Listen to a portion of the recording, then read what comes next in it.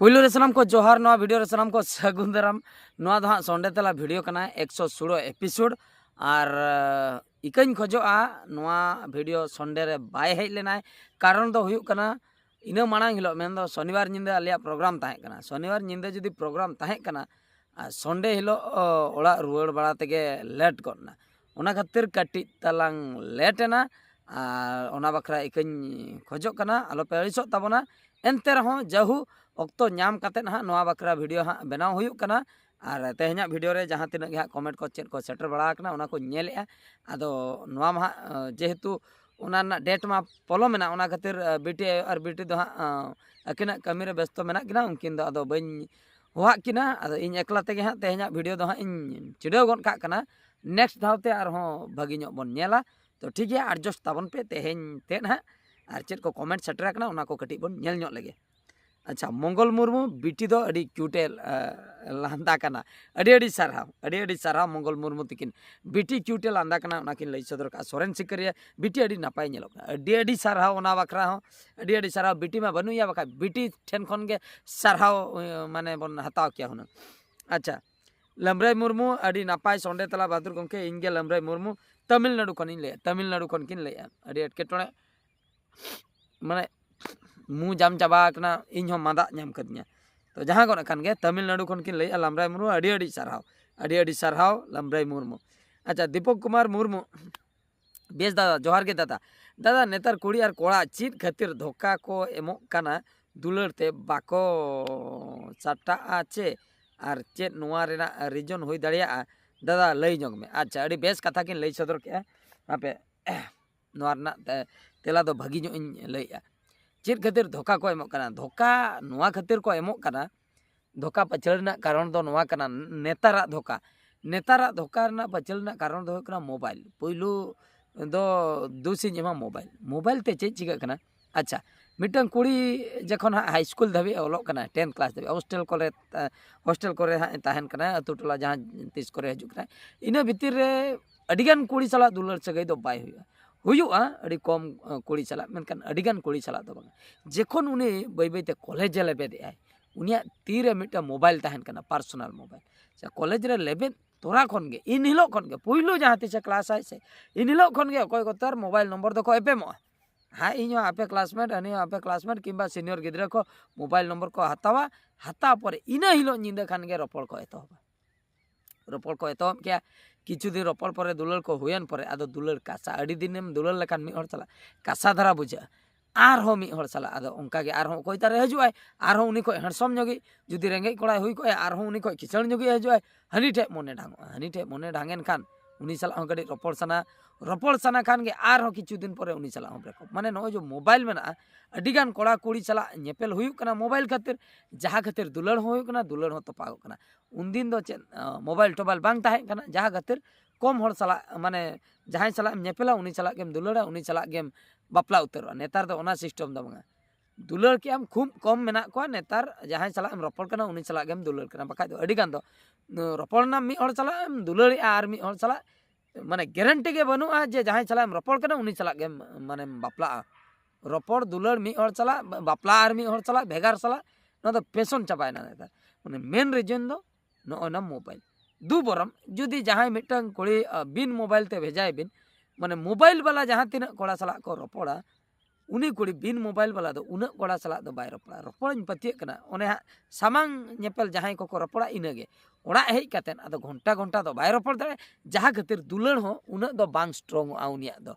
ओना खातिर उनी जदी आयो बाबा को ले जहाँ रे जमाय ओंडे जमाय दाड़े और नुको मोबाइल वाला तो चेन उनी मा सारा घड़ी रपड़ ते बहुत माने ओंडे पूरा एडिक्ट उतर नाय माने नेतार जहाँ लका हंडी पर ᱧᱩते जहाँ लका बाबन माने निशा उतरक कना ओंका गे ओना रपड़ तेगे नेतार दो कुड़ी चला नोंका निशा कना पूरा आदो बर्बाद आदो ओना हर डहार दो भेगार गया जहाँ लका गेम खेलते नेतार पागला कना को उनका गे कुड़ी दुलर ते को पागला तो ना तेला दो निये गे जमा आर जदी अकय को पे बाडाय खान दो चेत खातिर कोड़ा कुड़ी नेतार दुलर को सस्ता इदीना तो कमेंट ताबन पे चेत हो बांगा अपनारा दो। अच्छा वसुदेव कुमार वेरी नाइस मैंने बादुदा हिले फुल सपोर्ट यूपी खन उत्तर प्रदेश खन बाप रे अड़ी सारहाव बाबा एंटरटेनमेंट पुइलू रे अड़ी सारहाव गरम चलाव हफ्ता रे उड़िया हिरो उत्तम बाखरा बाबिन सदर ले ओनागे अड़ी दुख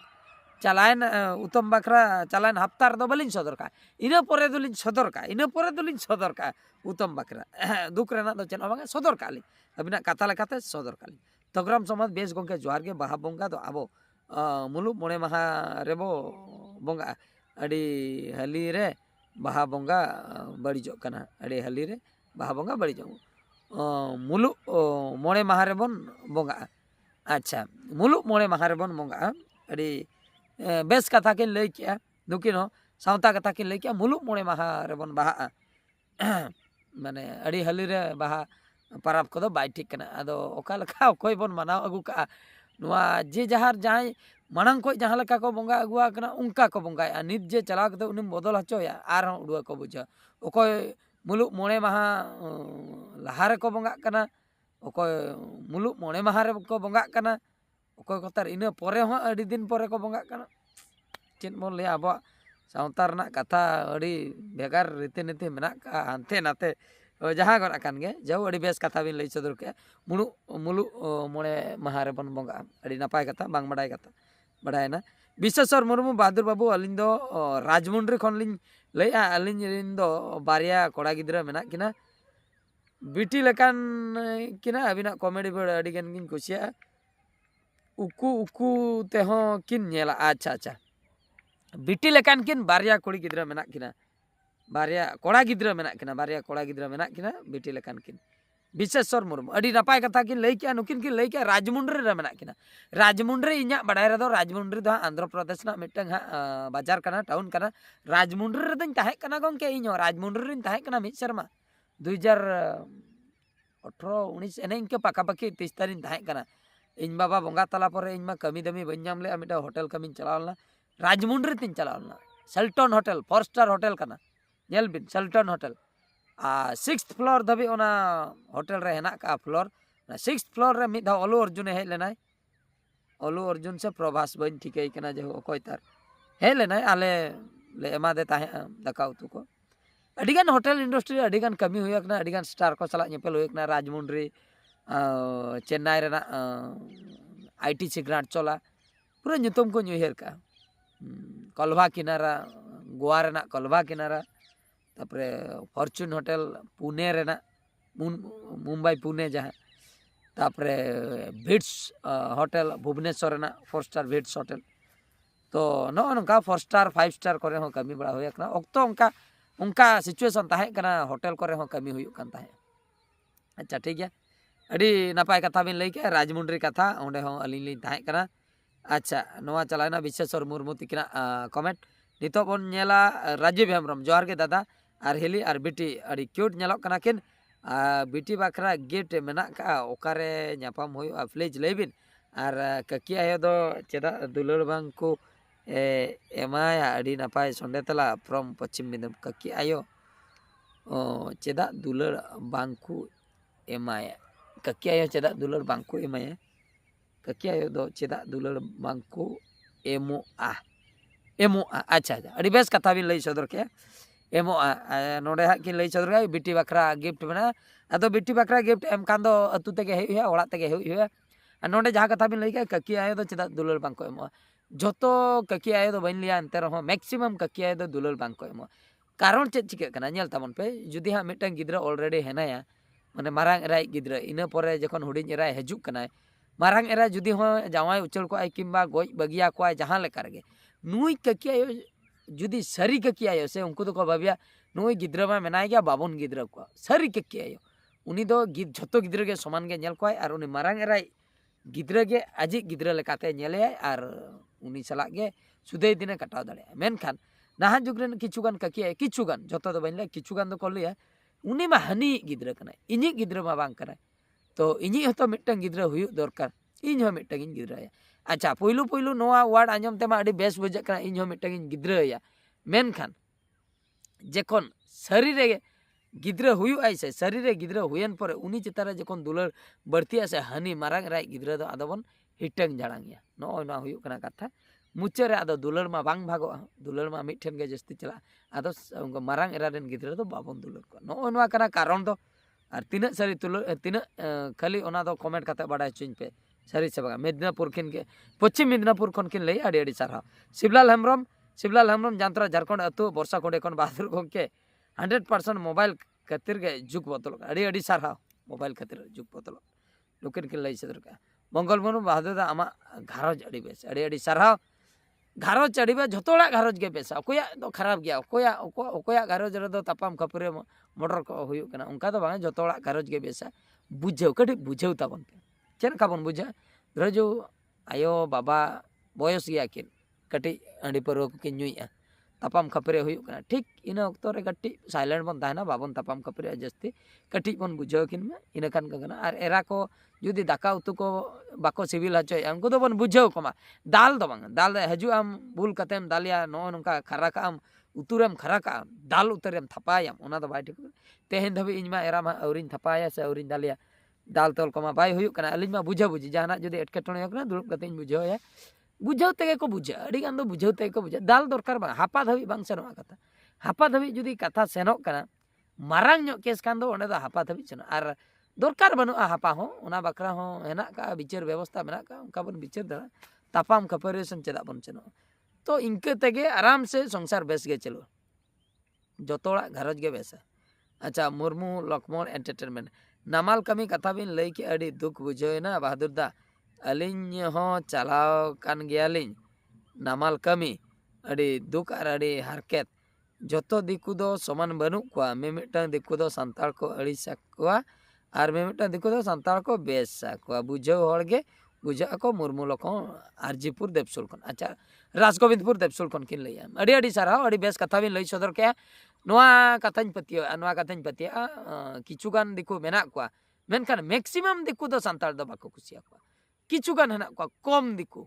दिकु हेना को संताल को खुशिया को आदिवासी कना को आबो लकान हॉल कना को मेनखान निना होइन लैया दिकु उनको कोड़ा को मा संताल कोड़ा को साला दुड़ुब कते परवा को नुया से मिटेन उनको तो ठीक धरा के को ताहेना नुकु जो बहु कुड़ी आको ओड़ा रिन बहु कुड़ी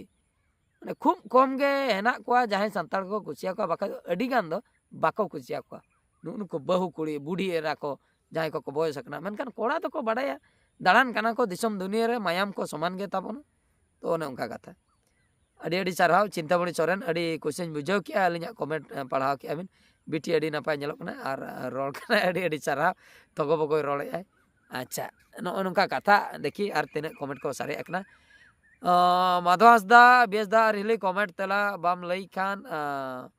थोकाव मियन दादा कंटिन्यू कमेंट बारा कनी इनगे माधव हांसदा अतु लोहाड़ी तिरिंग ब्लॉक खन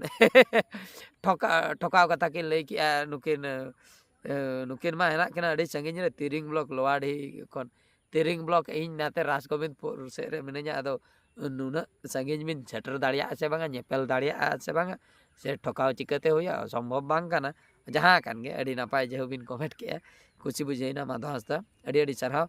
अच्छा टुकलू सिंह नुकिन दो चेन होंका दो बकिन कमेंट का जस्ट खाली पान साकाम चिन्ह जोहार चिन्ह लाइक चिन्ह और नो को गिन एम का अड़ी सारहाव अच्छा ठीक है और मिटंग कमेंट सेन बन चला माने वीडियो सेन बन चला लन गे बेस वीडियो ओका जुदी निया सप्ताह रे मा उनका मा बाको नेल का एनते रहो किछि नो चेतान रे मिटंग नेल लगे नो जो मायाम लगती ताहे कना अदो ओना मायाम लगती ताहे कना ओना ना वीडियो आड़ा होई लेना अदो ओना रेगे मिटंग आबो बाबू गिद्र तकिन अजय गंके तकिन किन हेज लेना हाना कप्तिपदा सेन खन उनकिन लातार चेन को कमेंट सेटर कना बन नेल लगे Ravishankar officer supervise real hero किन लई का अड़ी साराव बुझाव नाम का बिन रियल हीरो किन लई सदर के अड़ी साराव सनातन मुर्मू नोंका दुख बेला रे सोर सेटर खातिर अड़ी साराव अजय दादा अड़ी साराव सरी के नोंका दुख बेला रे जहां सेटर आय उनी दो अड़ी मारांग ठाव बन एमाया तीस रहो बाय हिड़ी विजय कुमार मांडी अड़ी साराव अजय दादा अड़ी साराव अच्छा सीपीएम ऑफिशियल अड़ी साराव अजय अड़ी साराव विकास मुर्मू पतियव दोहो हुयुआ दिसम रे नापाय हड़ हो मेना सरी कथा बिन लई सदर के नुका विकास मुर्मू तकिन नो दो पतियव दोहो हुयु गया पतियव तेगे बन बाध्य नो दा सरी के अब बन लई दो हच्चा दिसम बदल चबायना हेस कुड़ी को खराब चबायना कोड़ा को खराब ना दुलर दुपलर पूरा सस्ता है ना चेन ओदुने बांग ये सड़ो मेना को दुलर दुपलर बांचाव मेना गया जुग आरुआ मानमी हको बदला मेनखान सारी दुलार दो तीसरे हो बाय बदलो ना सारी दुलार के सखी दोहाते आरो नवा नवा सगई तपल रुआड़वा सारी मानमी हो मेना बना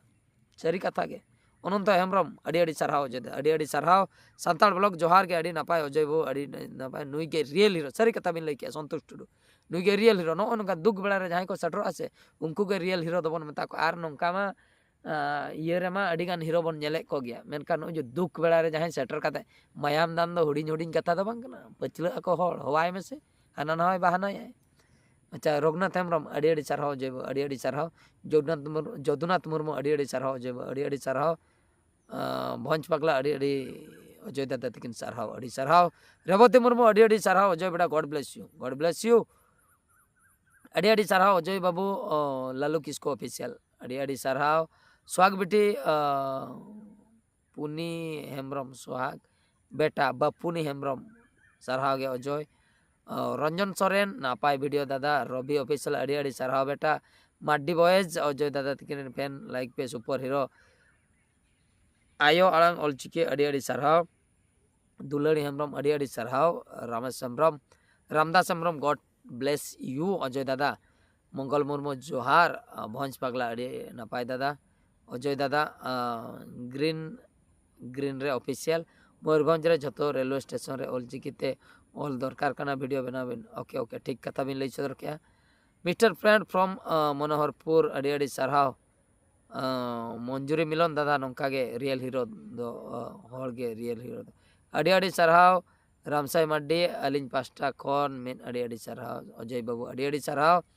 you are great bless you दादा बबलू मुर्मू बारिशा वायर प्रोडक्शन अड़ी सरहाव विश्वनाथ बास्के अड़ी सरहाव ओका ग्रुप ब्लड दरकार कान ताहे ब्लड ग्रुप दो ओ ए पॉजिटिव ताहे कना अजय बाबू तकिन दो ओ पॉजिटिव कना उना साला दो एटकेटोड़े बनो एक्सचेंज होइना असुविधा दो बनो जहान ब्लड ग्रुप वाला को एम दाड़िया टुकलो सिंह शुक्लाल हांसदा अड़ी सरहाव लक्ष्मण किस्को बेड़ा रे सुविधा बेड़ा रे गड़ो चे सपहन दो अड़ी असुविधा बेड़ा रे करना कमी कना सरहाव गे पास्टा खन अड़ी सरहाव दुखिया मुर्मू प्लीज दादा हेल्प कñ में दाकते अड़ी सरहाव अच्छा नोआ कमेंट जहाँ तीना के सेटर कना जतो अजय बाबू तकिन बखरा सेटर कना अड़ी सरहाव मिटा अड़ी मारंग कमी किन कराव के जेहू जहाँ कान के दुख बेड़ा रे ओने जो सेटर काते उनकिन मायाम किन डोनेट के ओना गे अड़ी मारंग कथा दो अड़ी खुशी बुझेना जतो हर को गे अड़ी भागी रेस्पॉन्स को एम के ओना बखरा गे अड़ी सरहाव सनम को तेजा वीडियो दो निंके के आर मिटे वीडियो रे बन नेपेला माइन कान मुचरे सनम को गॉड जोहार।